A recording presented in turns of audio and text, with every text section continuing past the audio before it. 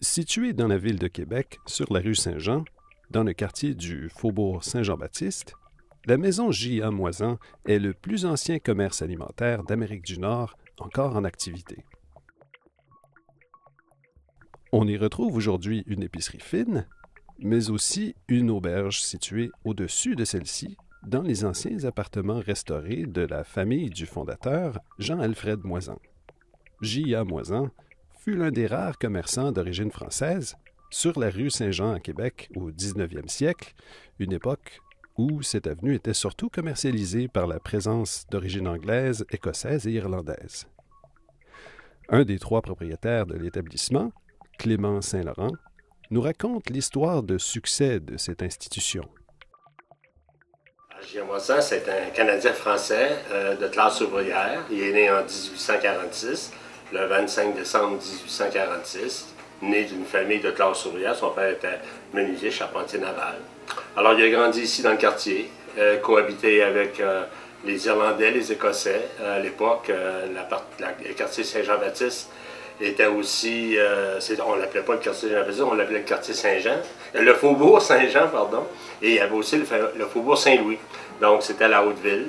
Les deux quartiers, il y avait une partie très francophone, la partie nord de la rue Saint-Jean, la partie sud de la rue Saint-Jean, c'était les anglophones. Alors les rues en font preuve, là, par le nom des rues, O'Connell, O'Brien, St. Patrick's. Alors, M. Moisan a fondé son épicerie en 1871. Il a marié une Canadienne française. Et par la suite, il a acheté la maison actuelle où on est en ce moment d'un Écossais qui s'appelait John Dick, le capitaine John Dick, qui était chef du port à Lens-au-Foulon, qui était occupé par les installations de la famille Gilmour. Il était un genre d'architecte, ingénieur naval, il était constructeur de bateaux, donc il était le bras droit de Gilmour.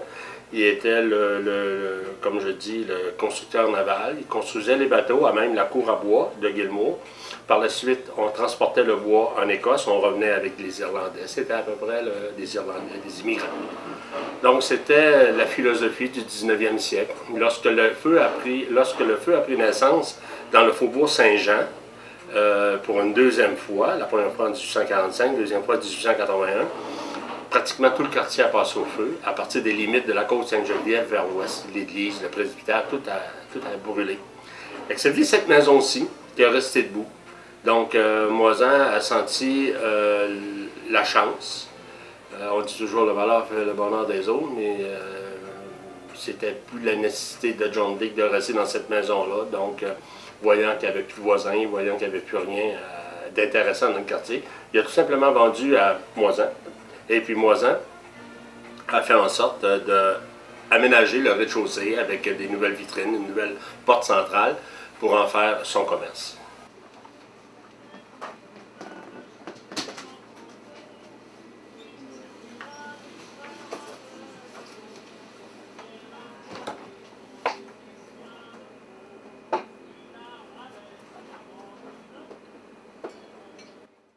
La première épicerie de Jean-Alfred Moisan se situait à l'origine et pour une courte période dans l'immeuble voisin de l'épicerie actuelle.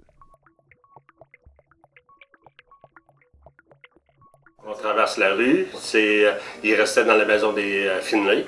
Alors il occupait le coin de la rue Sainte-Geneviève et Saint-Jean. Et de 71 jusqu'à 85. 85, il a traversé la rue pour devenir unique propriétaire.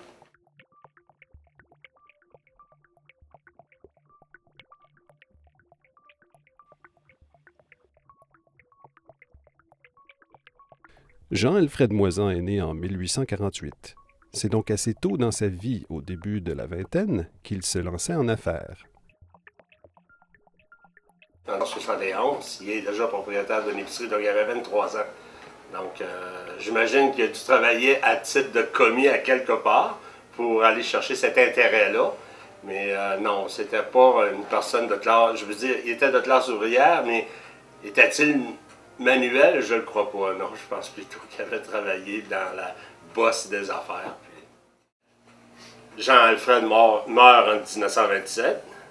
Son fils, Joseph Elzéar, succède jusqu'en 1936-1938. Il perd la boutique parce qu'il y a de la difficulté à la relever à la suite de la crise. C'est son beau-frère, M. Baudin, qui prend la relève par l'entremise du beau-frère à Joseph Elzéar, qui lui est comptable de la famille Légaré, donc une personne riche, une personne d'affaires, d'une famille d'affaires. Les Légaré, à cette époque-là, au 20e siècle, début 20e siècle, ils étaient grossistes de fruits et légumes. Alors on parle d'épicerie, on parle de grossistes de fruits et légumes. J'imagine qu'il y avait quelque chose d'intéressant entre certaines familles. Et puis c'est lui qui a fait un peu la transition, c'est lui qui a fait la transition d'affaires entre Joseph Elzéar et Baudin. Baudin, il l'a eu jusqu'en 1979. Par la suite, Baudin connaissait l'histoire parce qu'il était de la famille. Il savait exactement qu'est-ce qu'il en était de l'épicerie. Du 1921, Moisan-Lagette, la deuxième partie, pour en faire une immense épicerie. Ça ne se réalise pas. Il meurt en 1927. Mais ça se concrétise seulement en 1979 lorsque 3 individus, Agette Baudin, prend contact de l'histoire. Ils disent pourquoi ce ne serait pas nous autres qui fait suite à l'histoire de Moisan. C'est comme ça aujourd'hui on parle de Moisan depuis 140 ans. Plus qu'un simple commerce, l'épicerie J.A. Moisan aura été, dès ses débuts, un acteur fort important dans sa communauté et dans le tissu social du faubourg Saint-Jean-Baptiste. Alors on se situe, 1881, le feu de Saint-Jean-Baptiste, du quartier Saint-Jean-Baptiste, pratiquement tout le monde est dans la rue. Alors il faut aider ces gens-là à se relocaliser, à se rebâtir. Lui, il est commerçant, n'est pas affecté par l'incendie, alors doit aider la communauté. Alors comment on peut aider la communauté? Donc on doit apprendre à faire crédit, on doit apprendre à faire confiance. Donc indirectement, oui, il a contribué parce qu'il n'y avait pas beaucoup de commerçants qui restaient à cette époque-là.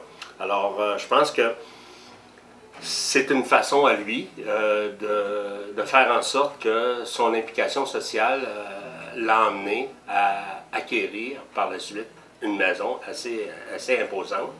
Une maison qui était très dispendieuse à l'époque. On parle de 1885, une maison d'une valeur de 6 000 $ qu'il fallait payer cash, 3 000 $ par acte notarié. Alors, il fallait avoir de l'argent. Et puis, le 3 000 $ qui était sous emprunt était sur une hypothèque de 6 ans. Alors, vous imaginez, il devait avoir une bonne clientèle. Alors, ça vous met dans un contexte comment que les gens avaient besoin de Moisan, comment Moisan avait besoin de la communauté du quartier. L'épicerie Jean-Alfred Moisan a passé à travers de nombreuses épreuves au cours de son histoire. Le commerce a passé à travers plusieurs propriétaires et époques. Un lieu singulier dans le local original où se situait et se situe encore le comptoir de caisse original de la boutique témoigne du passage successif des employés du Moisan au fil du temps. Un mur derrière la caisse porte la griffe de bon nombre d'employés, depuis la fin du 19e siècle jusqu'à aujourd'hui.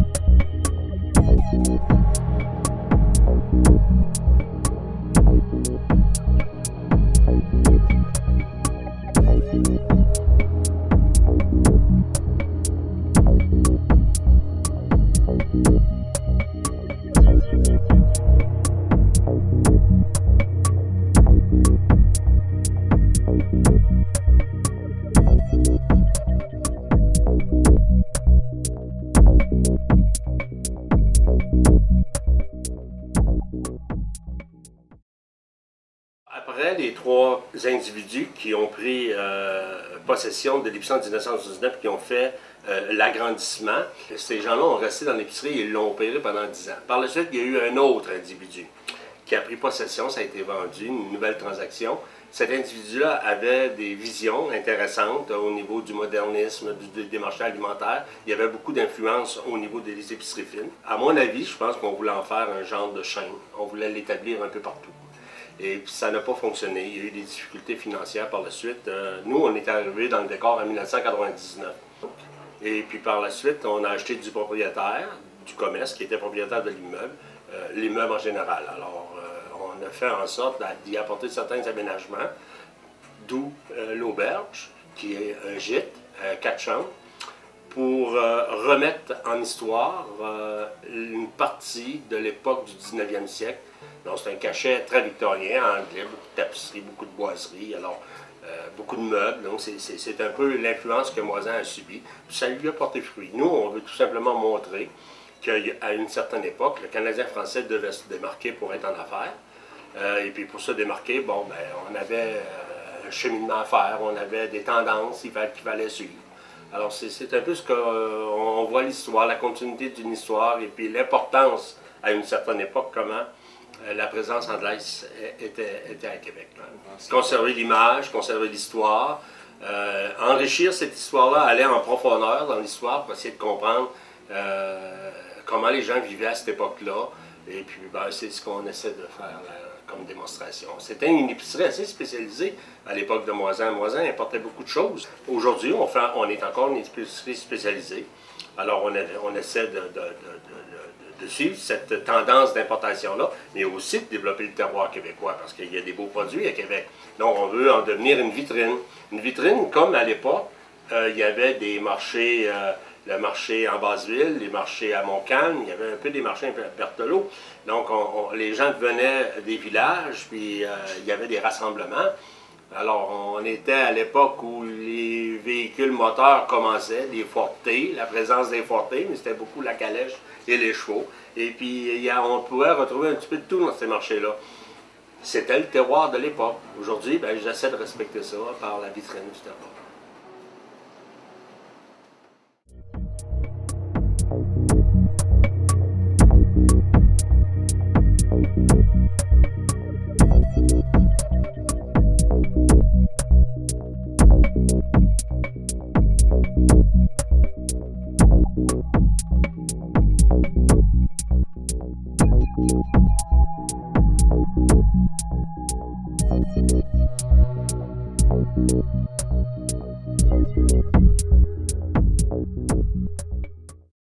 Lorsqu'on a pris possession en 1999, l'objectif était de renforcer l'épicerie comme telle, d'apporter de nouvelles histoires, d'apporter des choses concrètes à l'histoire, l'auberge.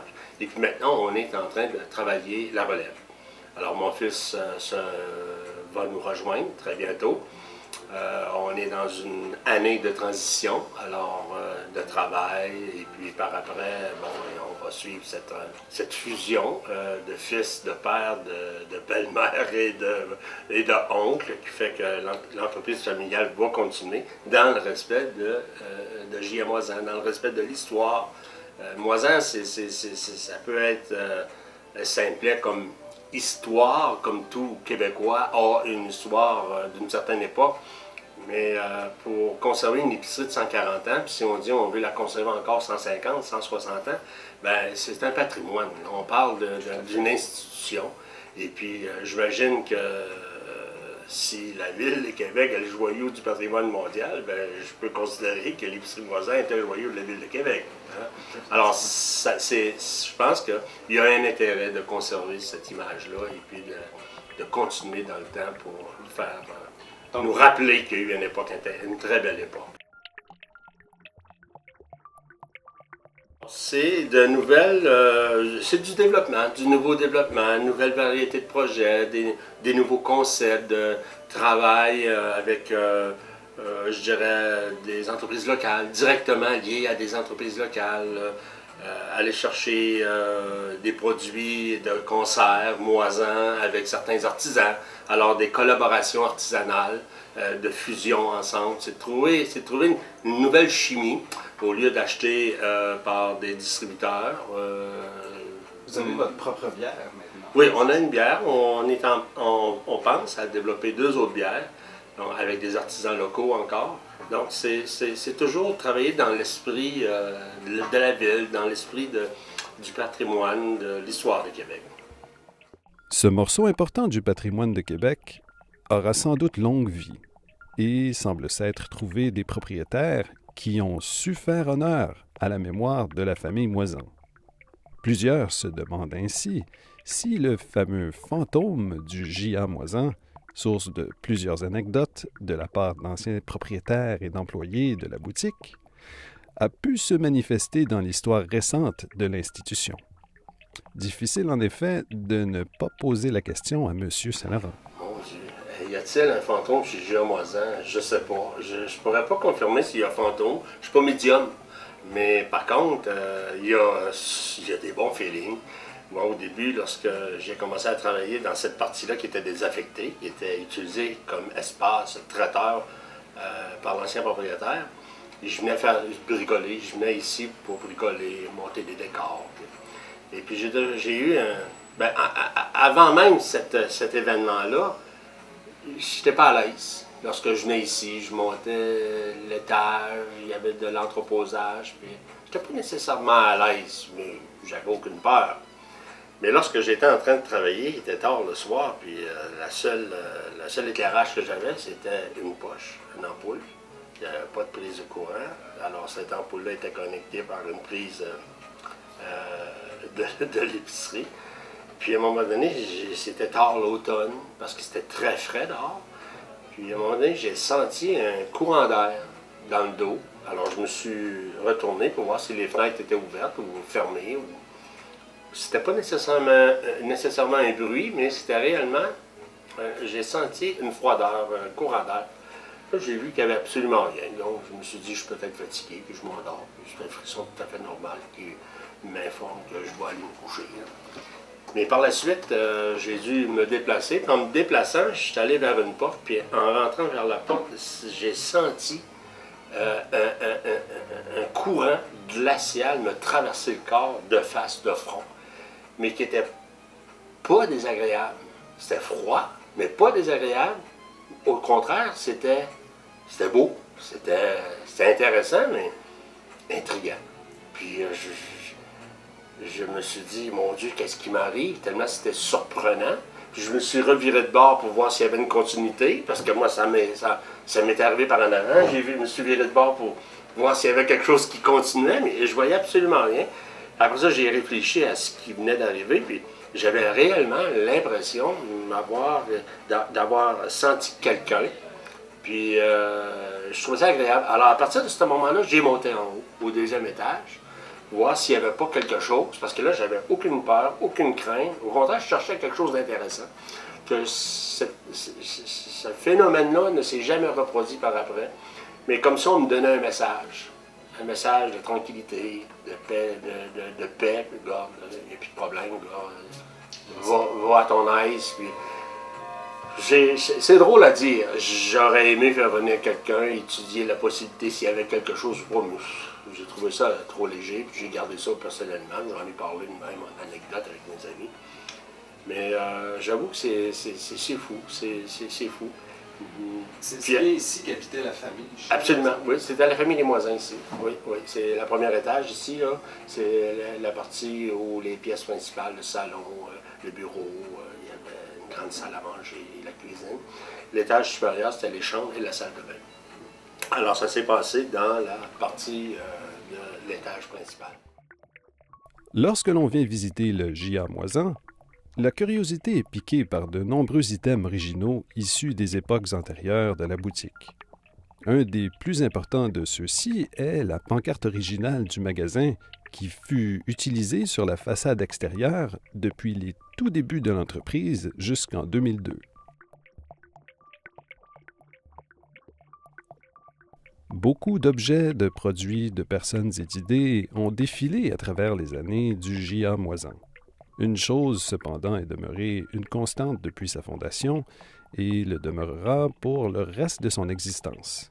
C'est le comptoir où se sont déroulées chacune des transactions de la boutique depuis ses premiers temps. Parions que celui-ci restera encore longtemps tout au long de la longue vie devant la tenace épicerie de Jean-Alfred Moisan.